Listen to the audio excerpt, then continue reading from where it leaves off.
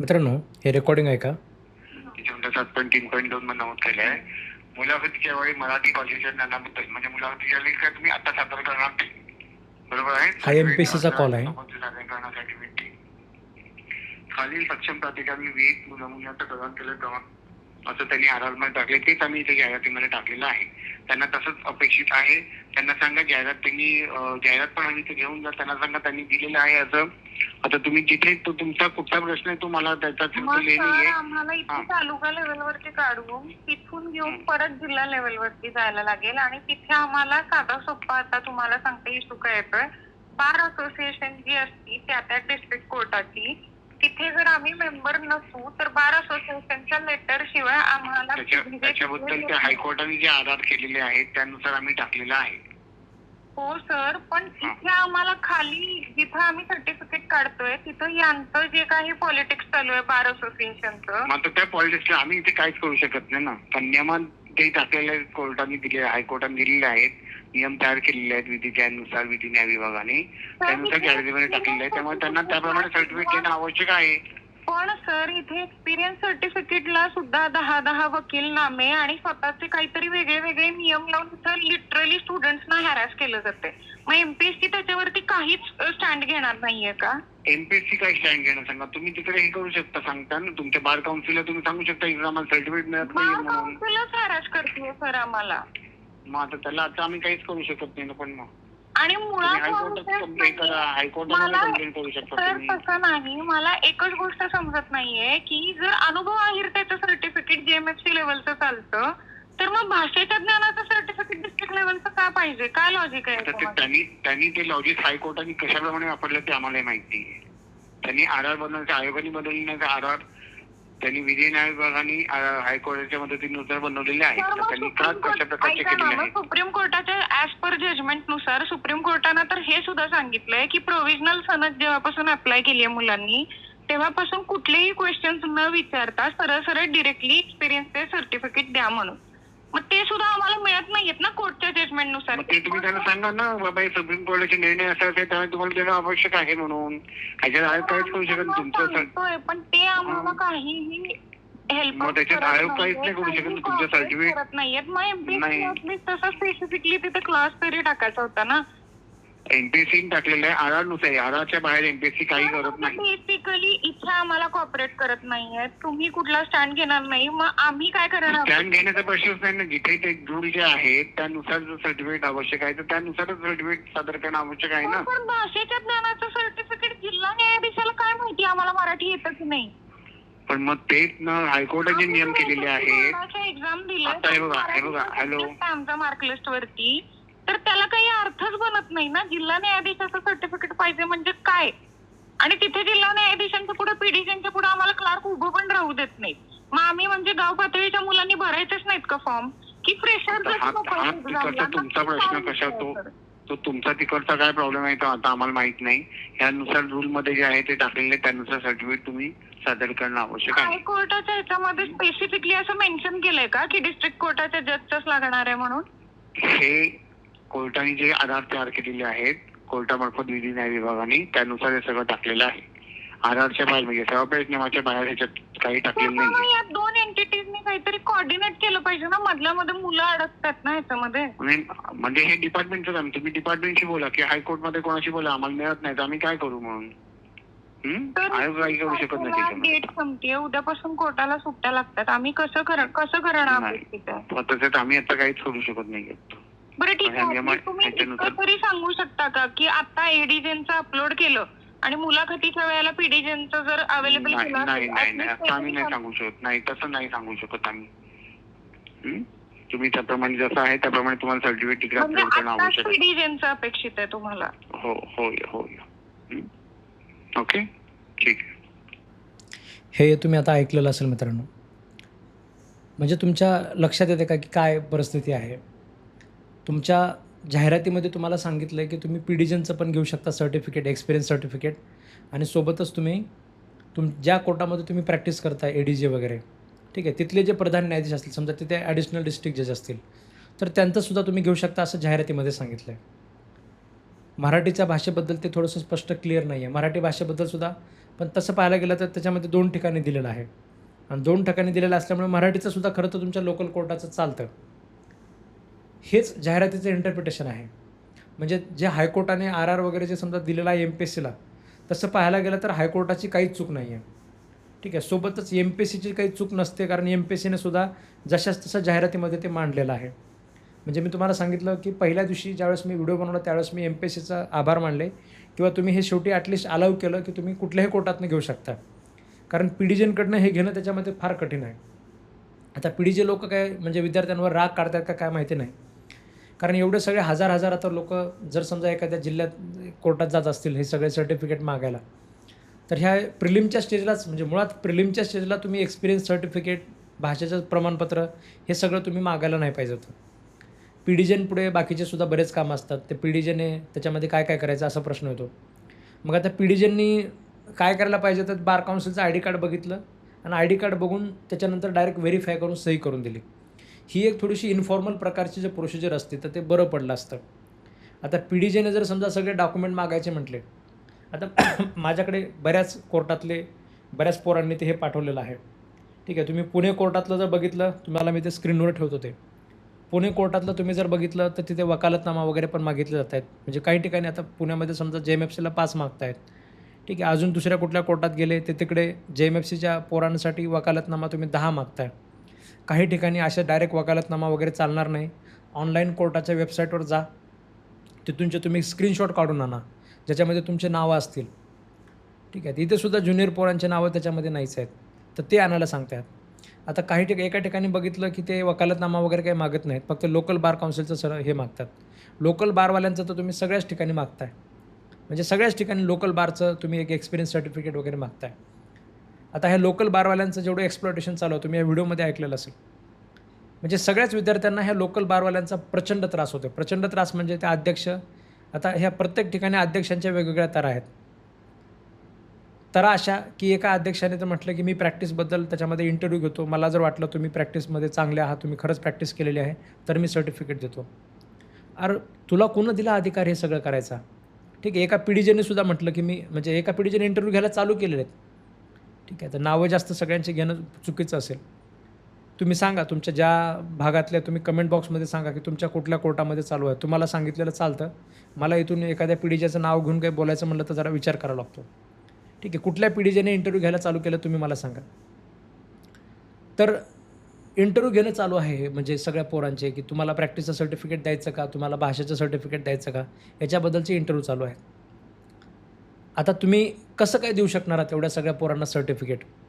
Form भरायची तारीख जी आहे ती 21 तारखेपर्यंत आहे. कोर्टामध्ये आता बंद आहे. तुम्ही आता 4-5 दिवसानंतर तुम्ही इंटरव्ह्यू घ्यायला चालू करणार. इंटरव्ह्यू घ्यायला 4-5 दिवस लावणार. त्याच्यानंतर तुम्ही हे सगळे सर्टिफिकेट देणार. मग या पोरांनी फॉर्म कसा भरायचा?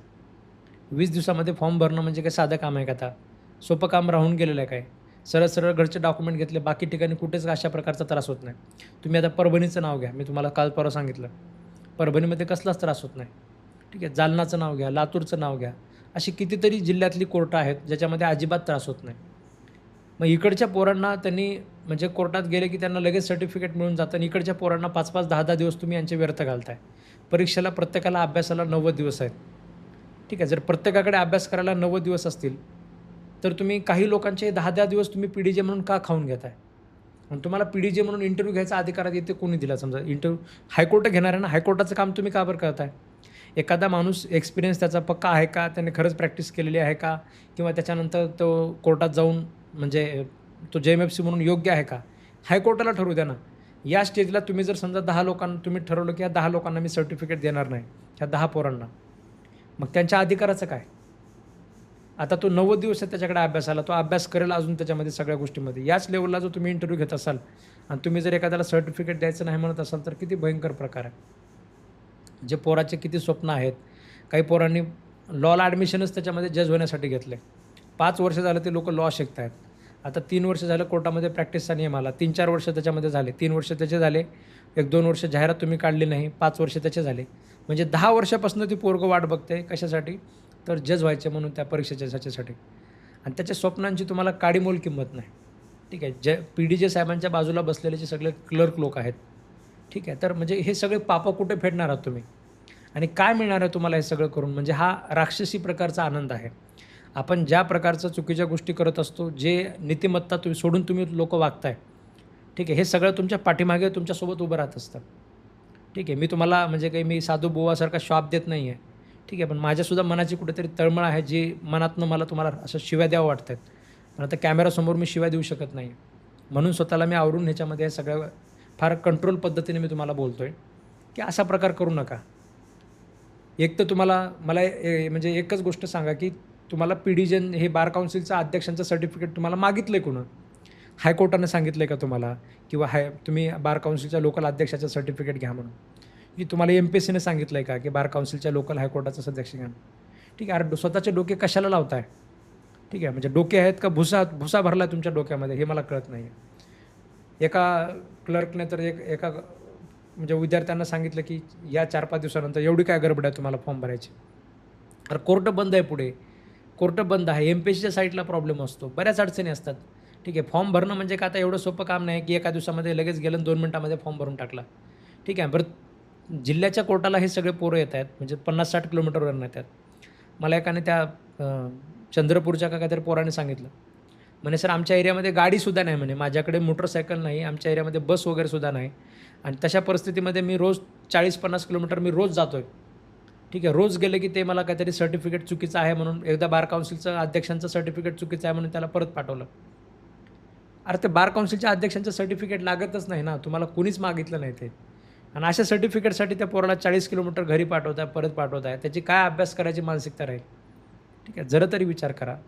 म्हणजे माणसं आहेत ना तुम्ही, माणसं थोडंसं मन आपलं म्हणजे जे असतं ना, की सहानुभूती, माणसातली माणुसकी काहीतरी जाग्यावर असते ना. ठीक आहे, माणुसकी काय इकून खाल्ला का तुम्ही?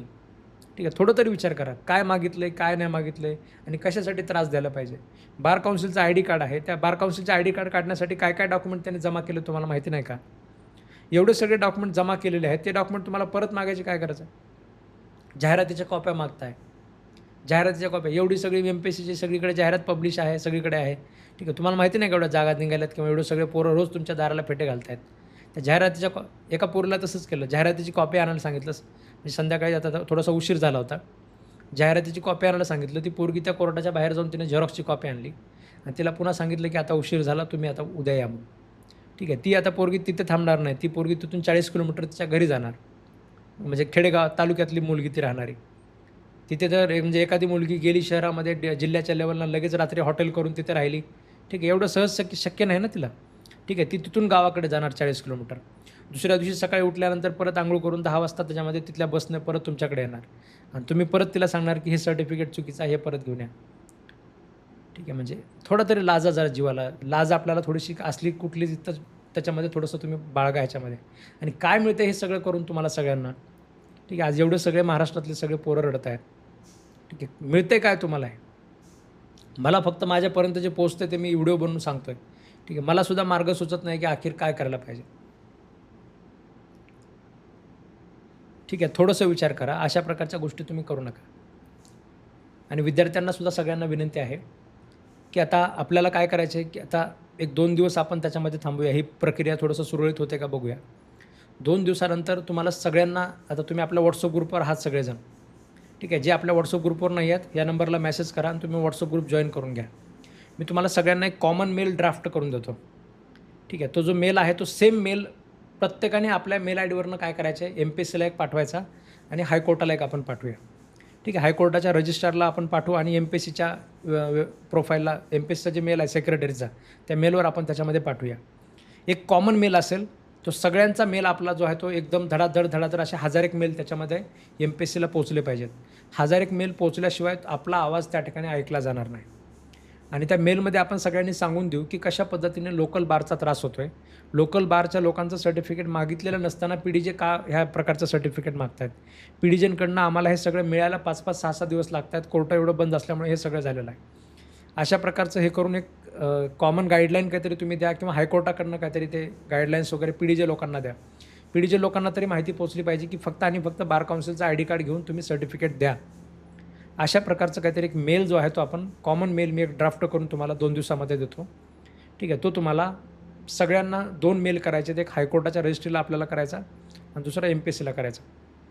ठीक आहे. सध्यासुद्धा तुम्ही तुमच्या लेवलला हे काम चालू ठेवू शकता.